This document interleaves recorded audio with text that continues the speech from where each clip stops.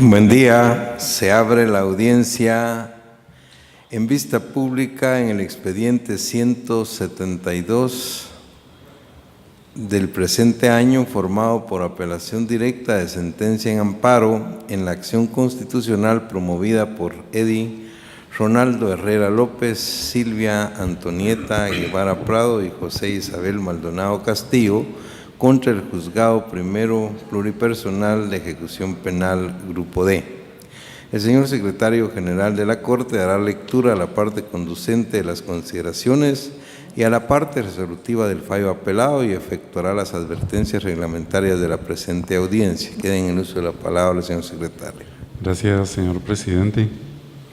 En el caso se reclama la resolución de fecha 25 de mayo de 2016 que resolvió la admisibilidad de la acusación planteada por el Ministerio Público y como consecuencia la apertura de juicio contra Francisco Edgar Morales Guerra por los delitos de asociación ilícita, lavado de dinero y otros activos, financiamiento electoral ilícito, defraudación tributaria, subsumiendo en este el delito de falsificación de documentos privados. Héctor Vicente Reyes Linares y Rudy Estuardo Martínez Orellana por los delitos de lavado de dinero y otros activos y falsificación de documentos privados, y Dain Alfredo Orellana y Marco Tulio Morales Guerra por el delito de lavado de dinero y otros activos, habiendo decretado el sobreseimiento a favor de Héctor Vicente Reyes Linares y Rudy Estuardo Martínez Orellana por el delito de asociación ilícita y defraudación tributaria, y Dain Alfredo Orellana y Marco Tulio Morales Guerra por el delito de asociación ilícita, dictada por el juez primero de primera instancia penal de proceso de mayor riesgo B, dentro de la causa identificada con el número 1070-2013-00401. La Sala Primera de la Corte de Apelaciones del Ramo Penal, Narcoactividad y Delitos contra el Ambiente, constituida en Tribunal de Amparo, en la sentencia de primer grado, la apelada, de fecha 14 de diciembre de 2016, consideró: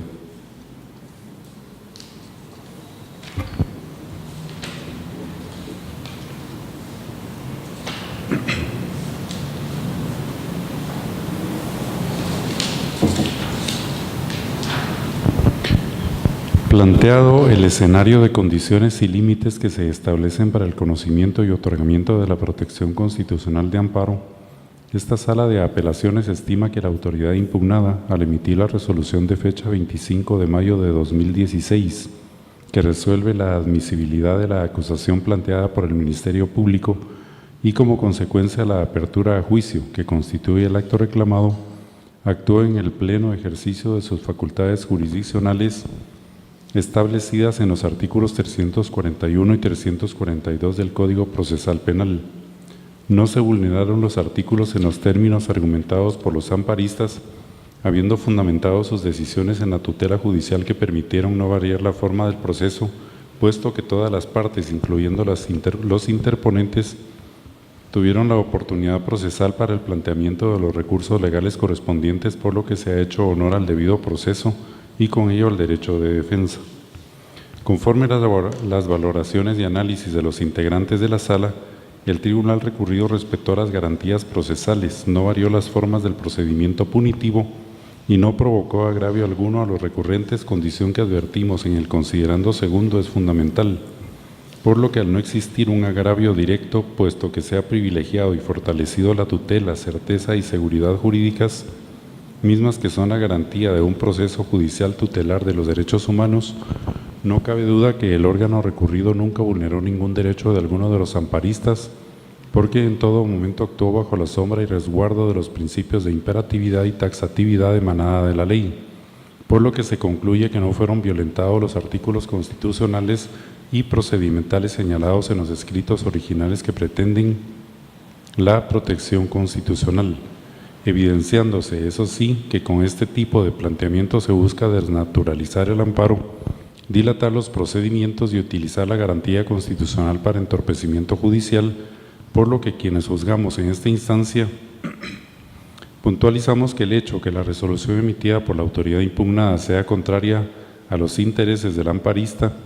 no debe ni puede traducirse en violación a derecho alguno. Consecuencia de lo anterior, este Tribunal de Amparo considera que la resolución recurrida no constituye una resolución arbitraria, no genera agravio personal y directo a los derechos que asisten a los amparistas, pero sí se muestra como una herramienta o instrumento dilatorio. En ese orden de ideas, al haber actuado la autoridad recurrida dentro de la esfera de sus funciones y principalmente ante la ausencia de transgresión a derechos constitucionales que evidencien la inexistencia de un agravio que deba ser reparado a través del amparo, esta sala considera que se debe denegar la protección constitucional de amparo solicitada por los señores Silvia Antonieta Guevara Prado y Rolando Herrera López, en representación de Francisco Edgar Morales Guerra, Héctor Vicente Reyes Linares, Rudy Estuardo Martínez Orellana, Dain Alfredo Orellana y Marco Tulio Morales Guerra, y José Isabel Maldonado Castillo, por frívola y notoriamente improcedente, debiendo confirmar la resolución recurrida y así se debe declarar. El artículo 46 del cuerpo legal citado norma, cuando el tribunal estime, razonándolo debidamente, que el amparo interpuesto es frívolo o notoriamente improcedente, además de condenar en las costas, sancionará con multa de 50 a 1,000 quetzales, según la gravedad del caso, al abogado que lo patrocine. Debido a la abundante jurisprudencia existente respecto a la notoria improcedencia del amparo, en el presente caso este tribunal considera obligatorio condenar en costas a los abogados patrocinantes de los amparos acumulados en esta sentencia,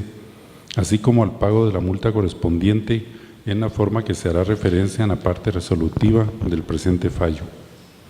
Con esos argumentos, el tribunal de primer grado declaró: deniega los amparos acumulados solicitados por Silvia Antonieta Guevara Prado, Edi Rolando Herrera López y José Isabel Maldonado Castillo, por frívolos y notoriamente improcedentes, en contra de la resolución del 25 de mayo de 2016, emanada del Juzgado Primero de Primera Instancia Penal de Procesos de Mayor Riesgo Grupo B, que declara la admisibilidad de la acusación planteada por el Ministerio Público y apertura de juicio. Se condena en costas a los amparistas, se les impone a los abogados auxiliantes Edi Rolando Herrera López, Óscar Orlando Colindres Ortiz y Carmen Alicia Sandoval Hernández la multa de 1,000 quetzales a cada uno, que deberán hacer efectiva en la tesorería de la Corte de Constitucionalidad dentro de los 5 días de estar firme el presente fallo.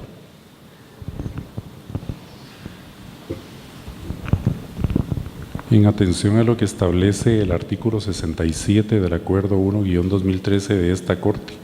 quien haga uso de la palabra en la audiencia deberá dirigirse directamente al tribunal, expresar sus alegaciones en forma oral de conformidad con el objeto de la vista pública establecido en el artículo 61 del citado acuerdo y no dar lectura a ningún documento salvo que para ello cuente con autorización previa del señor presidente. Deberá concretarse al asunto planteado, ser breve, conciso y preciso en su exposición. Para la exposición de alegaciones, cada una de las partes intervinientes cuenta con un tiempo máximo de 15 minutos. Es todo, señor presidente. Muchas gracias, abogado secretario. Pueden hacer uso de la palabra el solicitante del amparo, apelante y requiriente de la vista pública, José Isabel Maldonado Castillo, quien actúa con su propio auxilio, y con el del abogado Óscar Orlando Colindres Ortiz, quien queda en el uso de la palabra. Gracias, señor presidente. Honorable Corte. Primeramente quisiera indicarle a esta honorable Corte que quien ha hecho uso de su derecho de recurrir la sentencia es única y exclusivamente el licenciado José Isabel Maldonado Castillo, en forma directa en cuanto a la sentencia ahora recurrida. Habida cuenta de esa aclaración, es importante manifestarles que durante la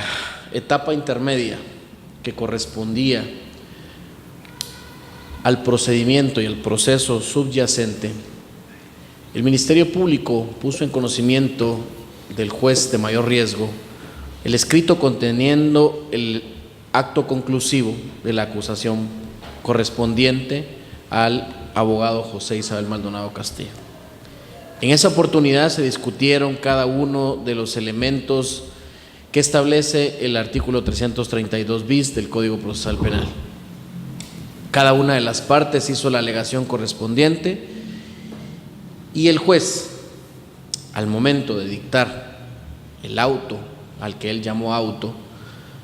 inobservó los presupuestos intrínsecos que fueron los actos gravosos que pusimos en conocimiento de la sala ahora recurrida. Estos elementos fueron el derecho de defensa, debido proceso y sujeción a la ley. ¿Por qué creemos que se vulneraron en perjuicio de la hora amparista? Porque cuando el juez de los autos resuelve, inobserva en primer término el artículo 12 constitucional y 16 de la ley del organismo judicial, los cuales son claros al indicarle al juez y conminarlo a que debe de establecerse el presupuesto de la legalidad y el debido proceso, y que cada una de las resoluciones proferidas por cada uno de los órganos competentes deben de llevar consigo un debido razonamiento del por qué se toma la decisión y en este caso la apertura del juicio. De esa cuenta, el juez de los autos vulneró en perjuicio de la hora amparista el artículo 16 de la ley del organismo judicial, el cual con la venia del señor presidente podría utilizarlo. Puede hacer uso. El cual es claro al indicar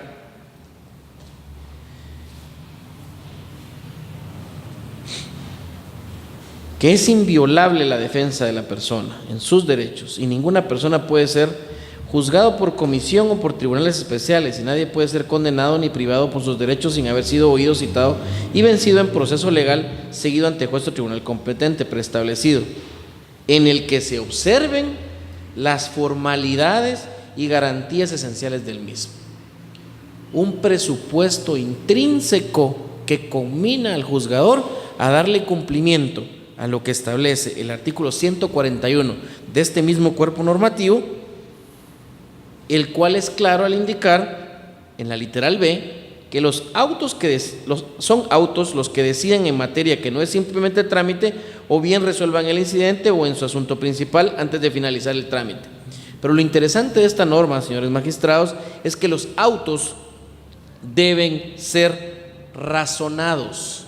debidamente razonados. Esto nos atempera a lo que establece el artículo 11 bis del Código Procesal Penal, el cual también conmina al juzgador a realizar una verdadera fundamentación jurídica sobre lo puesto en conocimiento de él. La disyuntiva debe de versar sobre lo que se alega por parte de la tesis acusatoria y sobre la tesis de la defensa, y el juez hacer el análisis respectivo a través de ese ámbito intelectivo del juzgador y establecer la conclusión respectiva para poder arribar a una debida fundamentación, que es lo que es carente en el auto que nosotros pusimos en conocimiento de la sala ahora recurrida.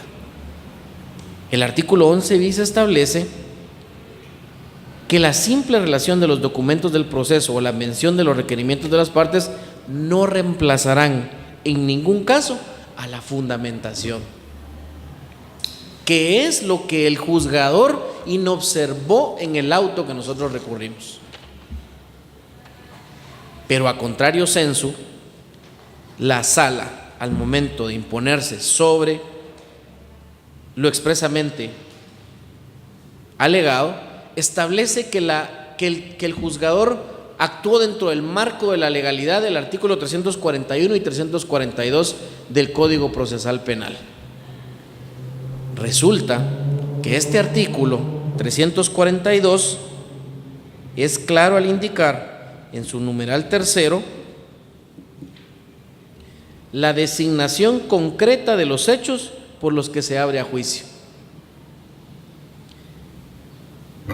Es esto, señores miembros de esta Corte, que el juez inobserva al momento de dictar el auto. simple y llanamente hace una argumentación sin el debido sustento jurídico, sin un asidero legal, sin la plataforma fáctica que lo lleve a establecer que hubo el elemento esencial de la pertinencia dentro de la acusación. Eso automáticamente viola el derecho de defensa. Ha variado las formas del proceso y no es cierto que la corte, que como dice la sala ahora recurrida, no se varió las formas. Claro que se variaron las formas, porque el juez actúa en inobservancia de la ley y eso sí se convierte en un acto arbitrario, porque el marco de la legalidad lo establece el artículo 154 de la Constitución, coetáneamente el artículo 203 y 204, lo cual establece la exclusividad de juzgar y que ese es el marco de la legalidad que ningún juzgador puede inobservar. Arribando a las conclusiones respectivas, que el juzgador no hizo mérito de los argumentos vertidos por la defensa sobre el escrito acusatorio. Esa es una franca violación al derecho de defensa. En el debido proceso no existe fundamentación jurídica ni asidero legal que viabilice haber enviado a juicio al honorable abogado. Y sí creemos que hubo vulneración al principio de legalidad, porque la sala inobserva los presupuestos intrínsecos del artículo 342 en cuanto a la designación concreta de los hechos por los que se debe abrir a juicio. No lo hizo el juez de autos, y esa situación impide a la siguiente etapa, que es un juicio de certeza, establecer las condiciones en las cuales se va a discutir el hecho por el cual vamos a ir a establecer la participación o no de una persona. Sin ese elemento fundamental, vamos a un juicio en el que vamos a irnos a defender de algo que no está concretamente marcado. Como consecuencia de esa situación, hemos puesto en conocimiento de esta honorable Corte que el tribunal, que el juzgado primero de procesos de mayor riesgo B se inhibió de conocer el proceso y lo trasladó al juzgado D. Y este ha citado a las partes para el día 28 de este mes al ofrecimiento de prueba, lo que significa e infiere, señores magistrados, que nos dejaría sin materia el amparo. Por esa razón lo pusimos en conocimiento de ustedes, solicitándoles que con fundamento en el artículo 29 del decreto 186, que contiene la ley de amparo, exhibición personal y de constitucionalidad, sea otorgado el amparo provisional para evitar que ese daño gravoso pueda surtir el efecto más adelante y tengamos que retrotraer el proceso a una etapa que ya precluyó. Por esa razón solicitamos con mucho respeto que se declare con lugar el recurso de apelación planteado por los motivos anteriormente expuestos, y que como consecuencia de ello, al dictar la sentencia que a esta segunda instancia corresponda, se otorgue la protección constitucional de amparo de acuerdo al escrito de interposición en cuanto a los agravios denunciados en ese escrito, y se conmine la autoridad a restituir los derechos vulnerados. Muchas gracias. Muchas gracias, abogado Colindres Ortiz. Continúa la audiencia con la intervención como terceros interesados de la Superintendencia de Administración Tributaria por medio de la mandataria especial judicial con representación, abogada Adela Elizabeth Vázquez Lorenzo de Bracamonte, quien actúa con su propio auxilio y quien queda en el uso de la palabra. Buenos días, señores magistrados, colegas. Vengo en representación de la Superintendencia de Administración Tributaria, manifestando lo siguiente. De la lectura de la sentencia del 14 de diciembre del 2016, dictada por la Sala Primera de la Corte de Apelaciones de Narcoactividad y Delitos contra el Ambiente, claramente el Tribunal de Amparo expresó las razones por las cuales deniega el amparo solicitado. y entre ellas resalta que en el juicio se han observado el derecho de defensa, debido proceso, certeza jurídica, y por consiguiente el amparo interpuesto debía ser denegado. Es nuestra opinión también que dicho amparo debe ser denegado y por consiguiente el presente recurso de apelación. Por lo tanto, consideramos, en nombre de la Superintendencia de Administración Tributaria, confirmar la sentencia del 14 de diciembre de 2016. Gracias, señores magistrados. Muchas gracias, abogada Vázquez Lorenzo de Bracamonte. Finaliza la audiencia con la intervención del Ministerio Público por medio del agente fiscal, abogado Luis Antonio Gordillo Bosques, de la Fiscalía de Asuntos Constitucionales, Amparos y Adquisición Personal, quien actúa con su auxilio y quien queda en el uso de la palabra. Señor presidente, honorables magistrados y magistradas de la Corte de Constitucionalidad, profesionales del derecho constituidos en esta sala de vistas y demás personas, tengan todos ustedes muy buenos días.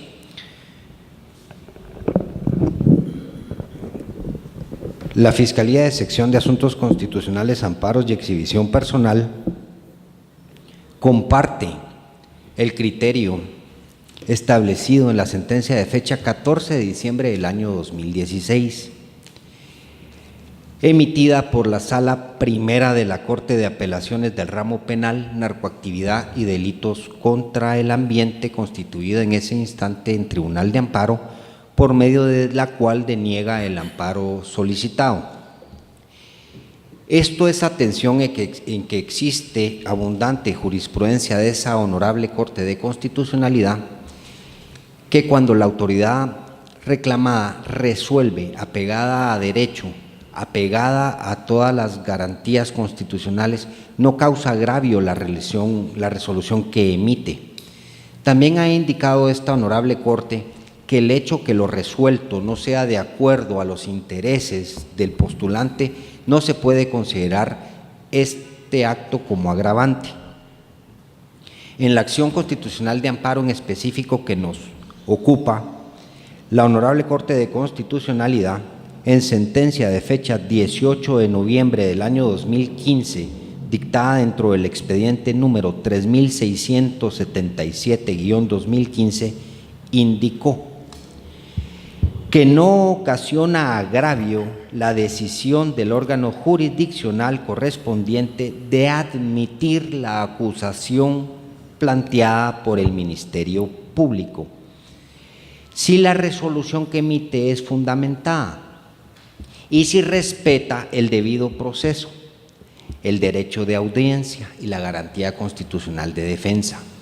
Esta Fiscalía considera que en el presente caso se respetaron esas cosas, se respetaron esas garantías constitucionales, se respetó el debido proceso, se respetó el derecho de audiencia, se respetó la garantía constitucional del derecho de defensa. Considerando esta representación, que lo que se encuentra presente es una inconformidad con la decisión asumida de aceptar la acusación del Ministerio Público y aperturar a juicio. Pero esta decisión, como lo indica la sentencia de la Corte de Constitucionalidad, no puede ser agraviante, solo si no se inobservan esas garantías constitucionales, la defensa, el debido proceso y no se respeta el derecho de audiencia. En el presente caso, todo eso se respetó, todo se llevó a cabo de conformidad con la ley, no hubo violación de ninguna garantía constitucional que amerite el otorgamiento de la acción constitucional de amparo. Recordando a esta honorable Corte que el objeto de la etapa intermedia es simplemente que el juez analice si existe un fundamento serio de creer que el sindicado o los sindicados han participado en el hecho delictivo que le indica el Ministerio Público.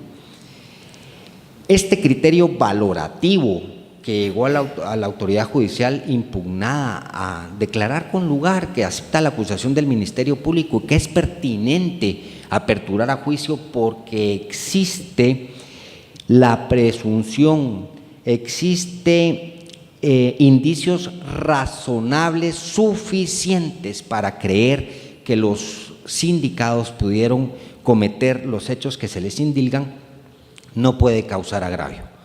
Razón por la cual, respetuosamente, ante esta honorable Corte de Constitucionalidad, solicito que al momento de dictar la sentencia sea tomado en cuenta el alegato presentado de forma escrita por la Fiscalía